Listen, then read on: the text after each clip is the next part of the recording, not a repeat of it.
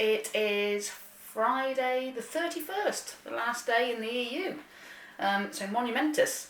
Right, what I'm going to talk about today, before I go out walking, is qualifications. So there's a lot of people that go out walking, they've got no qualifications, it's just a leisure thing, but I've actually got some qualifications, so I wanted to talk to you about that a little bit.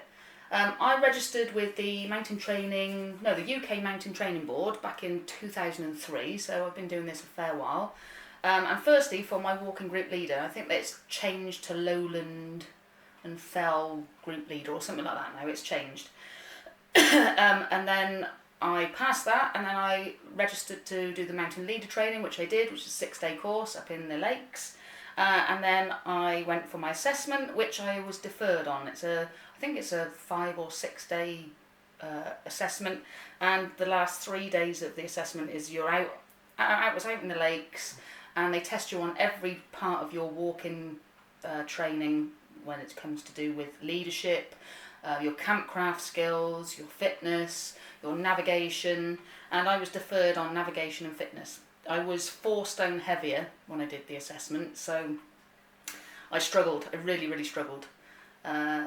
So I've decided in this last couple of days I'm going to get back on it. I've dug out my logbook.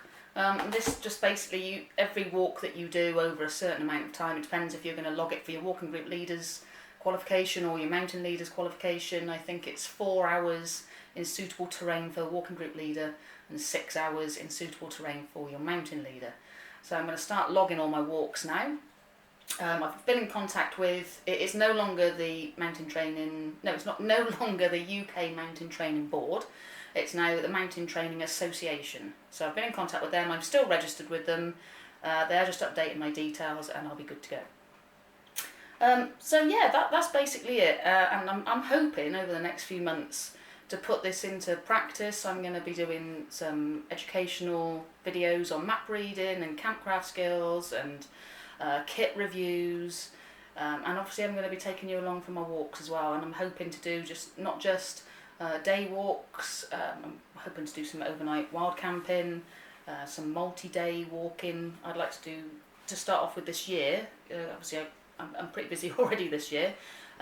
This year I'd like to do the Ridgeway, so I'll go back into that in a little bit more depth, and once again I have my friend with me. Yeah, so that's it for now. Any questions, put them in the box below. If you've watched this, please give the video a like. It helps with getting my content out there. The more people that like it, the more likely that YouTube are to recommend it for people that are looking for this kind of content. And also, if you'd like to subscribe, and then if you're interested in this kind of thing, you won't miss any of the stuff that I put out. Okay, so what I'm going to do now is try and get to the top of where I wanted to go last time, which is up onto Roundway. But I'm probably going to drive up, and I've got a nice 4.5 mile circular walk planned. So I'll take you with me on that. Okay, well I'll see you up at the hill. So we're up on the hill. It is 20 past 11.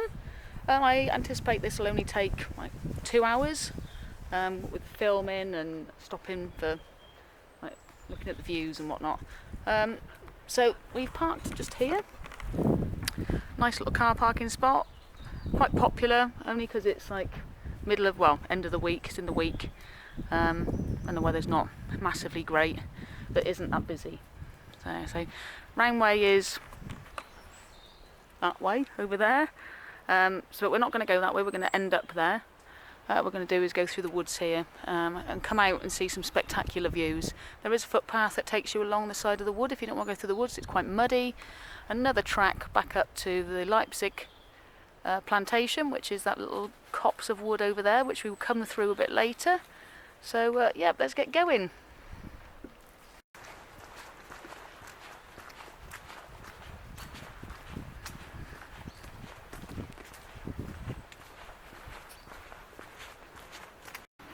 So we're well into the woods now. It's a bit of a steep climb here. There's a fair few little short, sharp climbs that get your heart and lungs going. So, shows how out of fitness I am. I don't know if you can see we're starting to climb, we're starting to get some height. We're pretty high anyway, but we'll, it's very clear I've got to do a lot more of this. I mean, we've got Ben Nevis in May, so I'll struggle if I'm still at this fitness level. Cold's just about gone now, a little bit of a sniffle, slight tickly throat, so once this completely does one, I'll properly get back on the fitness trail, get out far more. I'm not due to start work again till March. I have a few things planned over the next few weeks for myself and away in the camper with Dave, so hopefully fitness can improve. I'm going to turn this off now so that I can actually breathe. So the weather's not great, but the views are pretty good. It's a little bit misty and you can't see as far as you could do on a bright summer's day, but if you look over there, that is Redhorn Hill and leading onto Salisbury Plain, which is a good walk in itself. We'll be doing that at some point. And then you've got, where have we got? We've got Devizes itself just down in front of me. And then we like where I live, just sort of over there as well. Bromham. And then we're looking at going around to Cown and Chippenham and further afield from there.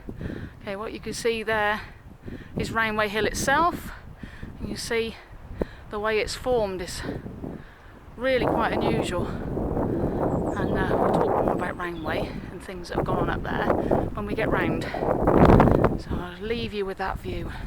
We'll get some nicer views as well, a bit further round when we've been walking a bit further. It wasn't as far round as I thought it was. A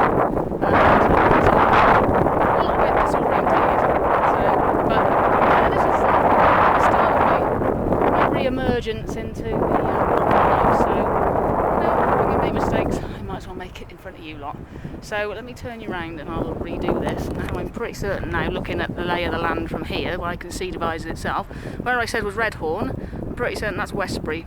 And right on the end there would be Westbury Whitehall. So if we pan round and go that way, let me see if I can zoom in without... Right, I think up there that's Redhorn and Salisbury Plain. But to be fair, that bit over there is also Salisbury Plain. It is vast. So I'm going to spin round to go a bit sick. I have to get used to this camera again. You can't spin round the way you look round. Come out a little bit.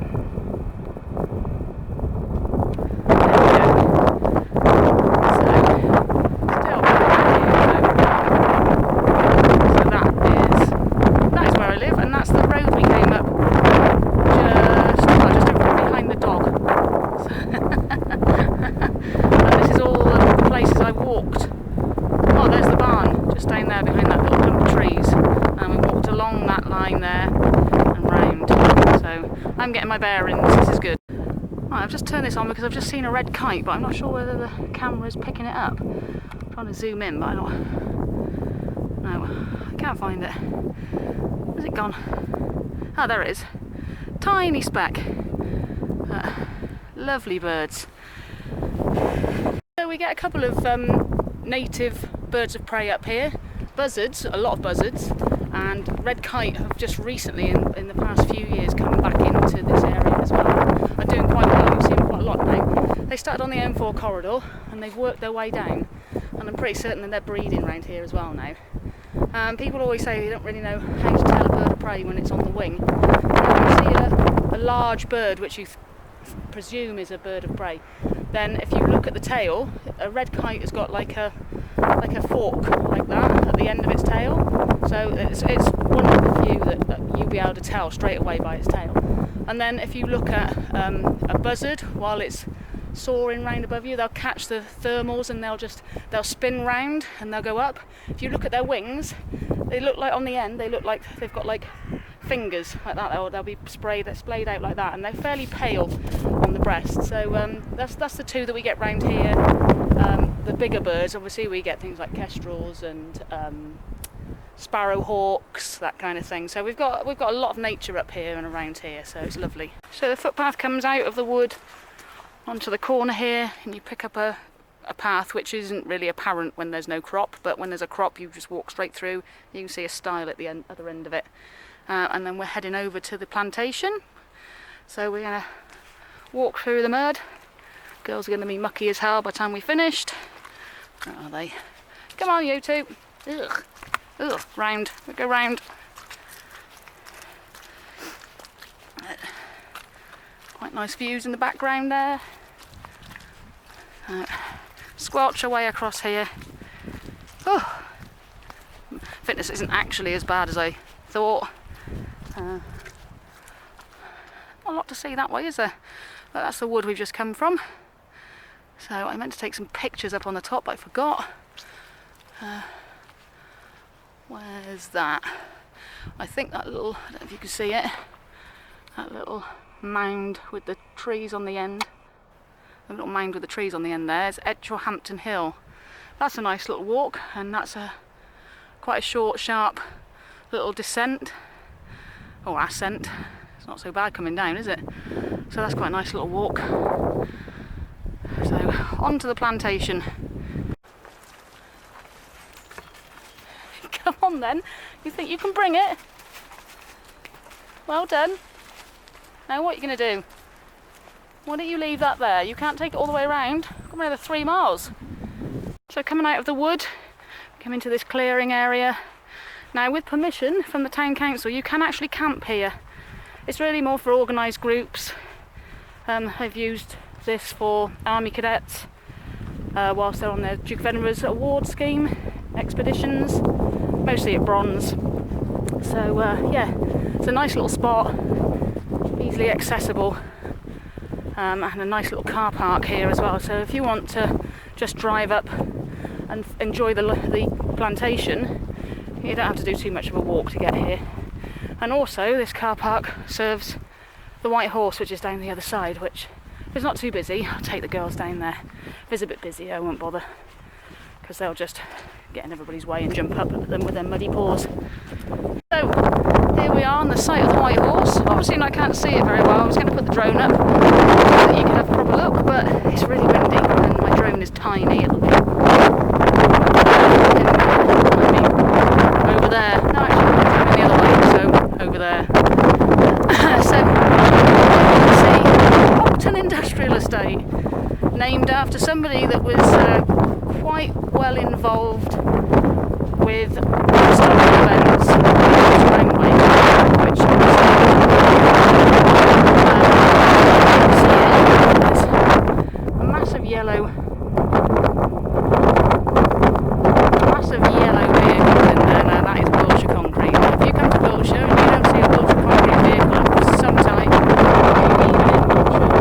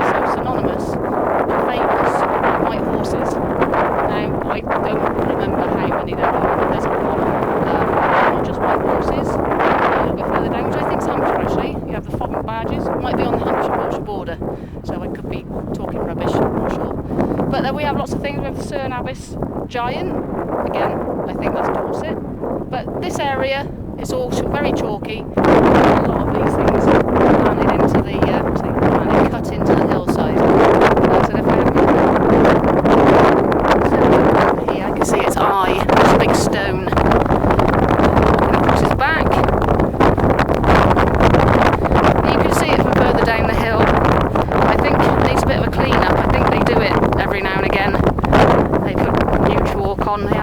happened here is they re-chalk it.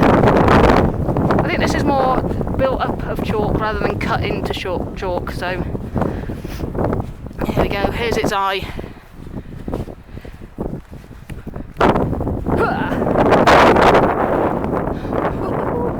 It's getting quite windy. You can get a good feel here.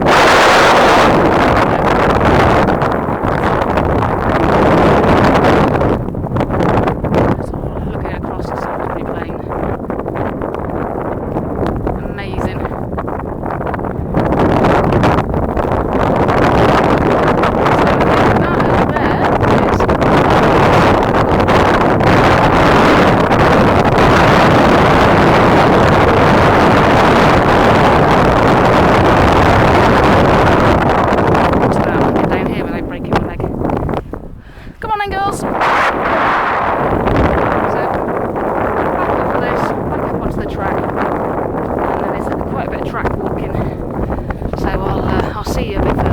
So we've picked up this quite large farm track. It's easy walking, a little bit mucky in places, but you can pick round it, no problem. And if you follow the track down, well, the track doesn't go there, but if you follow the track down in the view, and there you see up ahead on the hill 2 masts and a large clump of trees.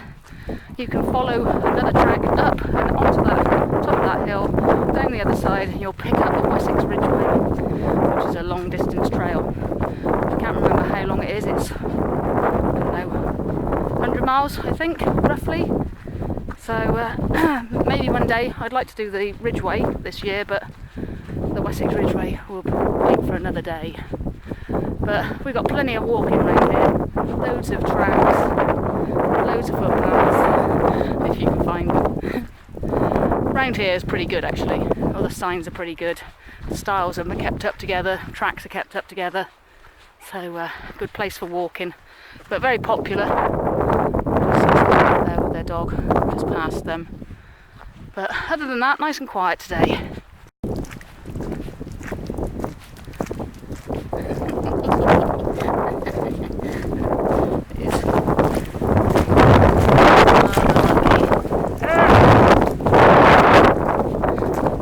Look, I didn't realise we're actually on the Wessex Ridgeway. I've been walking up here for years. What's that? The Mid-Wilts Way as well. Let's have a look at that. What does it say around here? Yeah, it just goes the other way. And this is the byway up there that I need to pick up when I want to walk home.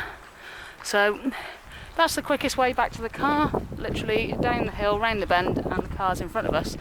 But I want to take in Roundway, so we'll go up this way. I've come out of all that slurry, although my feet, hang on, it'll make you feel all dizzy if I do it that way. Yeah, my feet are a bit heavy now, and my boots will definitely need cleaning when I get home, which is something I'm not that good at actually. But if I'm going to do more of this, I need to look after my kit, otherwise I'm going to be buying it every 5 minutes. And these boots have lasted me forever. And I will do a review on these because they're just ace. So, right, on we plod. This dog is so stupid. No, we don't do that. Pull that end. You muppet. So, I do believe somebody's lost a glove. And that's quite rude. But I'm just going to go through. That glove actually, my hand gold. Oh. So, this is Roundway, and it's the site of a well-known battle around these parts. So, back in the days of the Civil War, Devizes was a royalist stronghold. It was commanded by a chap called, and I said at the beginning, what was an industrial estate?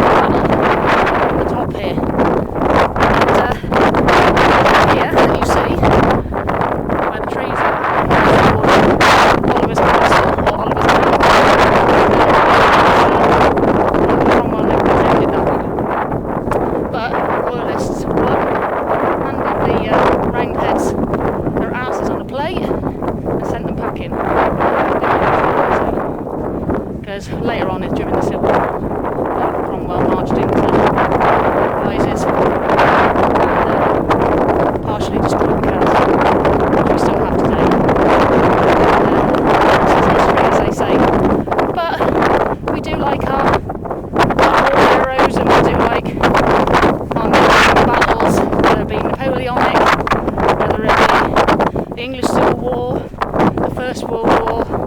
We have streets and buildings and things all named after people that have either been in the war, names of battles. So yeah, we are quite a military stronghold. We are an ex-garrison town as well, so we're proud of our military history and our roots. So on we go. Enough of the history. Up we go. Some of the nicest views up here.